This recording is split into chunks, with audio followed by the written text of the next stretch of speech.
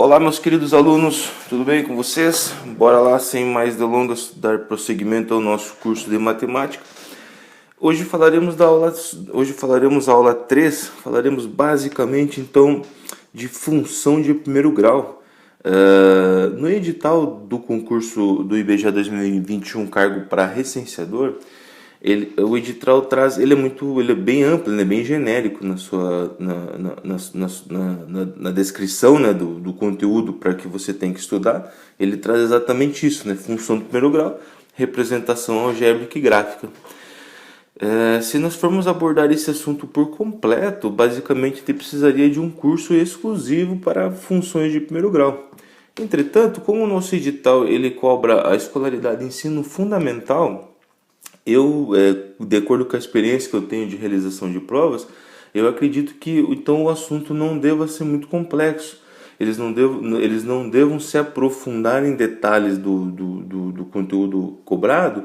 Então a tendência é que a questão seja uma questão mais superficial, mais generalista, então digamos assim, sem tanto aprofundamento na matéria. Então, para otimizar o nosso estudo, o que eu fiz basicamente foi um resumo, uma compilação do assunto, e eu vou tratar aqui basicamente as coisas que eu acredito fielmente que vão cair na prova, que podem cair na prova.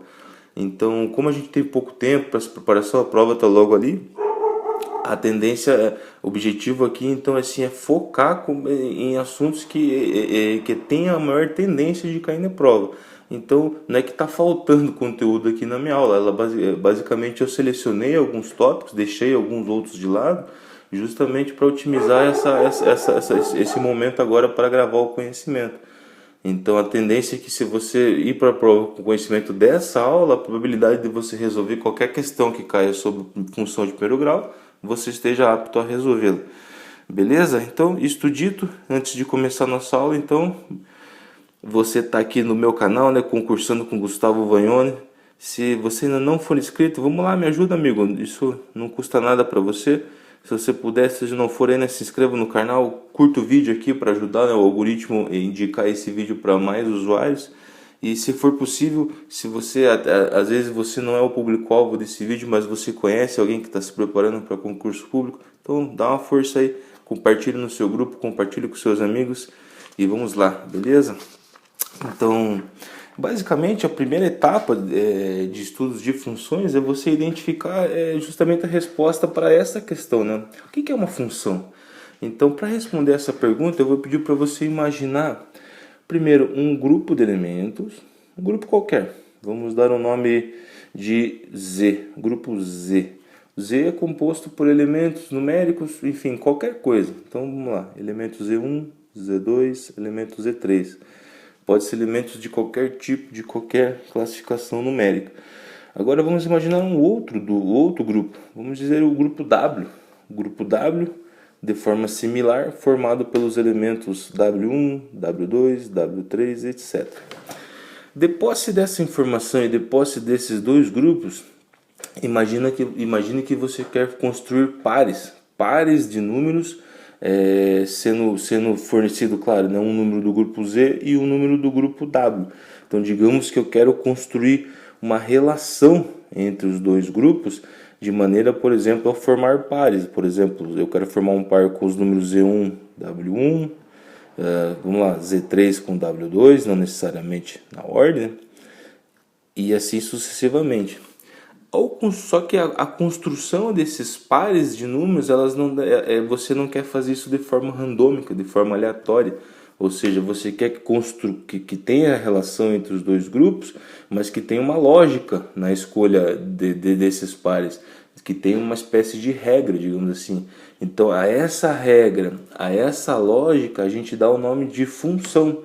Ou seja, a escolha dos pares, ou seja, a escolha de um e de outro, está em função do outro, né?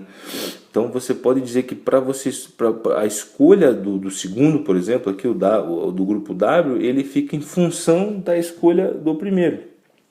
E você sabendo dessa regra, você sabendo dessa função de posse da informação de um dos pares, a partir dessa expressão você consegue achar o outro. Então, vamos dizer, então para isso, como que a gente representa algebricamente isso, né? É como se eu tivesse aqui, por exemplo, se eu fosse definir, digamos, vamos dizer assim, para eu definir W, ou seja, eu posso fazer assim, ó, ou melhor, para eu definir W, eu vou dizer que W vai ser igual a Z. Aí essa regra eu preciso ter alguns coeficientes nessa equação para determinar essa regra. Eu vou chamar aqui de A mais B. Então isso aqui não tem nada a ver com os elementos, são só coeficientes para definir essa regra. Eu usei letras diferentes porque normalmente em todas as gramáticas o que você vai... Todas as gramáticas não, desculpe, todos os livros de matemática, né, você vai achar basicamente como que nomeado esses grupos. Eles normalmente nomeiam assim com esse grupo sendo X e esse grupo aqui sendo f de x, ou seja, esse grupo está em função desse. Então a equação algébrica, vamos dizer, ela fica definida então como f de x é igual a x mais b. Isso aqui você também pode chamar de qualquer coisa. Eles normalmente põem o nome de y, né? Mas eu botei essas letras, mas é basicamente para você ter noção que a letra não importa, né? O que importa é o raciocínio. Então essa mesma equação, ou seja, função de x é igual a x mais b, é a mesma coisa que dizer que y é igual a x mais b. Aí você fica perguntando, mas para que serve tudo isso, né? Um exemplo muito bom que eu gosto de dar, imagine que você já deve ter visto na previsão do tempo, quando o jornalista fala a temperatura aqui no Brasil, ele utiliza a escala Celsius. E se você, por exemplo, aqui no Paraná hoje, né, na cidade de São José dos Pinhais, a temperatura média é de 23 graus Celsius. Se você assistir um jornal internacional, um jornal dos Estados Unidos, por exemplo, o mesmo jornalista do tempo ele vai usar, você vai perceber que a escala que eles utilizam lá não é graus Celsius, né, é graus Fahrenheit. É uma outra escala de medição de temperatura. Mas a sensação térmica é a mesma, né? Você entende? A quantidade de calor, a quantidade de sensação, o frio é o mesmo, o calor é o mesmo, só o que muda é a escala, é a numeração a escolha da escala termométrica que foi utilizada. Digamos que você quer saber, se você escutou que lá nos Estados Unidos está 80 graus Fahrenheit, você quer saber, pô, mas isso representa em Celsius quanto? Se eu tivesse lá, quanto que seria no nosso termômetro, digamos assim.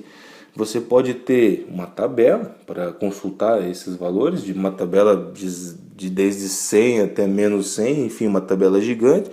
Ou você pode fazer uma função entre as duas temperaturas, de maneira que você sabe de uma, no outro grupo só vai ter um valor correspondente. Então, claro, não é o foco da nossa aula descobrir como que chegou, digamos, nessa equação, mas a fórmula de conversão, por exemplo, é temperatura em graus Fahrenheit é igual a 9/5 da temperatura em graus Celsius mais 32.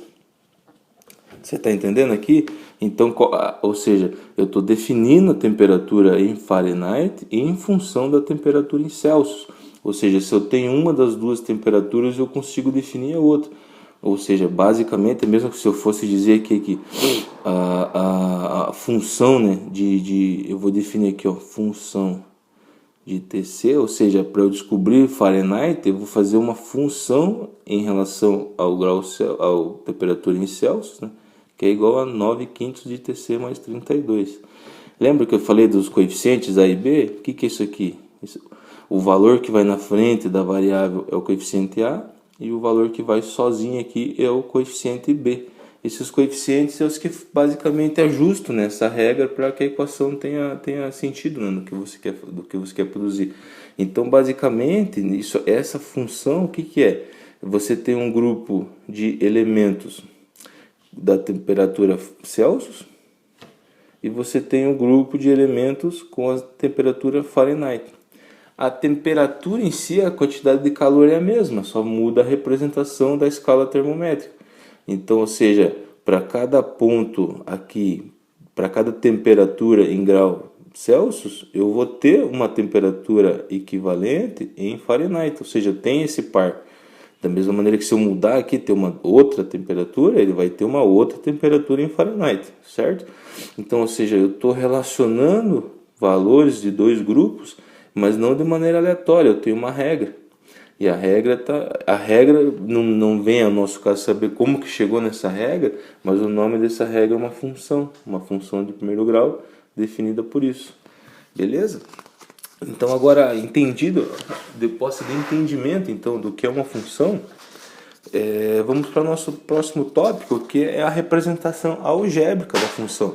Então até trouxe um exemplo aqui que pode até cair na questão de prova, que normalmente o conteúdo, o chamamento da questão, ele te dá já o nome da função, ele te dá o valor de alguma das variáveis e pede para você calcular outra. Então nesse caso aqui eu tenho a função dada, né? Ó, f de x igual a x mais 2. A maneira de escrever isso aqui é exatamente igual se eu trocasse, escrevesse assim, y igual a x mais 2, você está entendendo? A definição dessa letra aqui não faz diferença no resultado da conta, entendeu? Então você pode escolher a melhor maneira como você achar. Se aparecer f de x na questão, se aparecer esse aqui direto, né, y igual a x mais 2, você entende já que é a mesma coisa. Então ele deu o valor de f de x, aqui no caso ele deu o valor de y, você só tem que substituir isso aqui na equação. Então se y é igual a 10, ó, 10 é igual a x mais 2. Se eu isolar esse x aqui, o que eu vou ter? 10 menos 2, certo? Então x igual a 8. Então, ou seja, digamos, ele deu, considerando aqui, né, dos grupos, né? Se eu tenho um grupo dos elementos x e um grupo dos elementos y, o elemento 10 do grupo y faz o par com o elemento 8 do x, certo? Se eu fosse definir esse par, assim. Como é que eu descobri isso? Através da função, certo? Então isso aqui é um exemplo de definição, de representação algébrica, né? Então, independente do valor que ele der de x ou de y, você consegue calcular o correspondente, tudo bem? Então agora vamos para a representação gráfica dessa função. Falando em representação gráfica, você já imagina um plano cartesiano. Aqui eu só representei os números positivos do plano cartesiano, mas nada impede de você continuar aqui para baixo, aqui no caso aqui é o eixo dos y e aqui é os eixos do x, certo?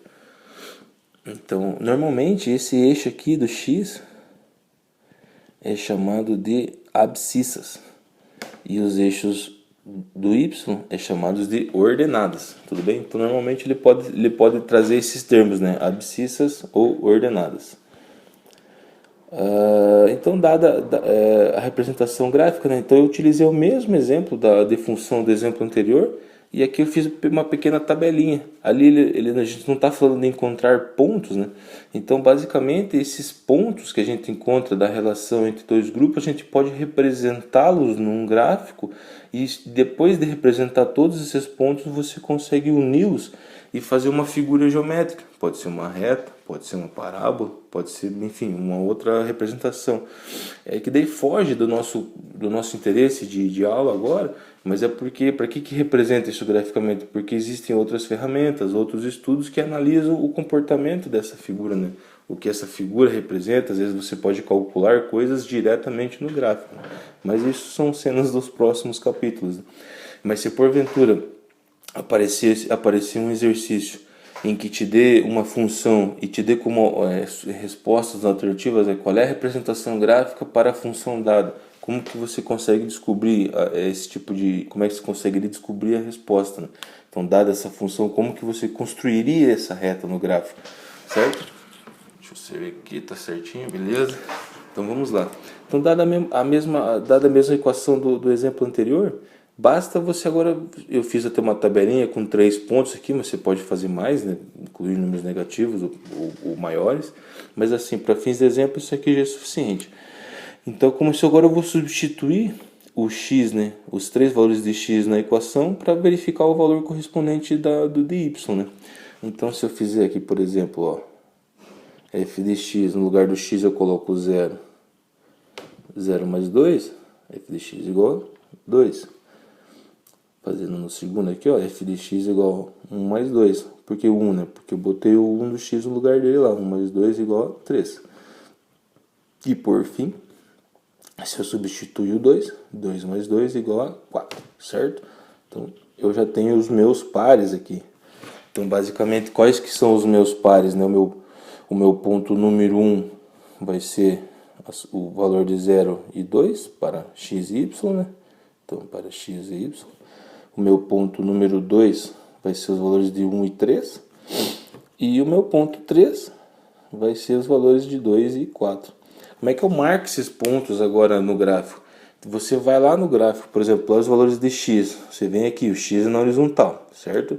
Você vai identifica o número, no caso 0. Então você é como se você fizesse agora, se a linha está aqui na horizontal, você traça uma linha na vertical pontilhada assim infinita, digamos.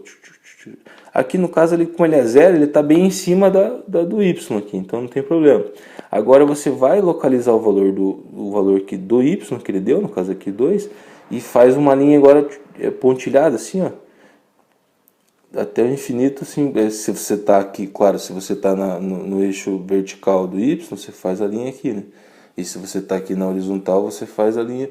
Agora você busca a intersecção dessas linhas. A intersecção dessas linhas é que vai gerar o seu ponto no gráfico. Como aqui é 0, a linha está aqui e o meu 2 está aqui, a intersecção é logo no próprio ponto 2, certo? Então aqui a gente está no nosso ponto 1. Vamos lá ver o outro ponto agora, o ponto 1 e 3, mesma coisa.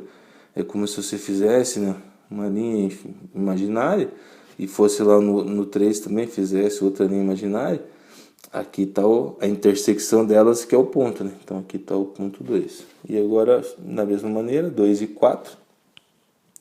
Se você traçar uma linha imaginária aqui no 2, depois traçar uma linha imaginária no 4, você vai ver que a intersecção dos pontos está aqui, certo? Aí eu vou usar até uma regra para me ajudar. Se eu fosse fazer a representação gráfica, é isso aqui, né? Opa, então a representação gráfica dessa função para esses pontos é essa reta aqui, certo? Então o que pode mudar numa questão de prova? Eles alterarem os valores aqui, né? Qual que é o meu coeficiente A aqui? Meu coeficiente A aqui é esse número aqui, né? Porque não tem nada, é 1. Então o A é 1. O coeficiente B é o 2, certo? O que você pode ter de macete já olhando assim? O gráfico, a reta, ela sempre vai cortar no coeficiente B, independente da equação que for dada, o valor de B aqui, que é justamente onde, quando zera, né, se todo valor para zero, independente do que você tem aqui, se você pôr zero no valor de x, ele sempre vai zerar aqui a coordenada e a reta sempre vai cortar nesse valor. Então, mas basicamente é isso. O que pode mudar são os valores dos coeficientes A e B, e a reta, ela vai ser, a função de primeiro grau sempre vai ser uma reta. O que vai acontecer é que essa reta vai trocar de lugar aqui no gráfico, né?